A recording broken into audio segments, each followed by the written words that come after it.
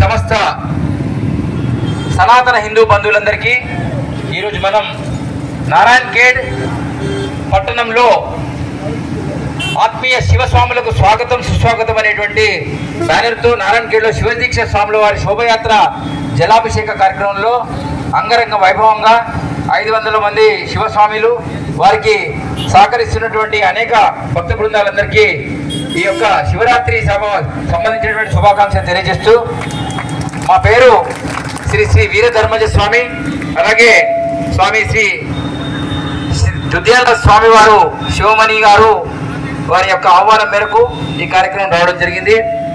మరి ఈ ప్రపంచంలో అత్యంత గొప్ప దేశం ఏదైనా ఉన్నది అంటే అది ఒక భారతదేశం మాత్రమే. ఎందుకు అంటున్నామంటే ఈ దేశంలో కైలాసం ఉంది, ఈ దేశంలో మానస సరోవరం ఉంది, ఈ దేశంలో అనేకమైనటువంటి నదులు ప్రవహిస్తున్నటువంటి సువిశాల దేశం ఇది. మరి దేశంలో ఎక్కడతో వినా శివుని యొక్క ఆనవాలే దొరుకుతాయి తప్ప ఎక్కడ మనకు మసీదు ఆనవాలు, చర్చి ఆనవాలు దొరికిన సందర్భం లేదు.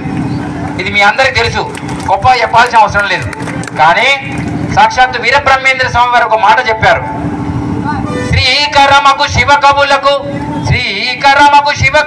ప్రాకటముగా భావక్యులకు భక్తులకు లోకములోన వెల్గు నిరాకారంబునకు శరణమనరాసిత. శివతత్వాన్ని మొత్తమే తుడిచిపోయడానికి చాలా మంది ప్రయత్నం చేశారు గతంలో. కానీ ఒక రావణ బ్రహ్మ మాత్రమే శివుడు ఎక్కడుంటాడో తెలుసుకొని సాక్షాత్తు కైలాసంలో ఉన్నటువంటి శివుణ్ణే తన యొక్క లంకకు తీసుకెళ్లే ప్రయత్నం చేశాడు. అంటే శివుడు ఎంత గొప్ప సత్వం ఉంటుందో వాళ్ళలో ఉంటుంది. శివుడు దేవాలయంలో ఉంటాడు, శ్మశానంలో కూడా ఉంటాడు. ఒక కేవలం శివుడు మాత్రమే. ఇక మిగతా దేవతలందరూ కొన్ని జాగాల్లో ఉంటారు, ఒక శివుడు మాత్రమే శ్మశానంలో, దేవాలయాల్లో, దేహాలలో కూడా ఉంటాడు.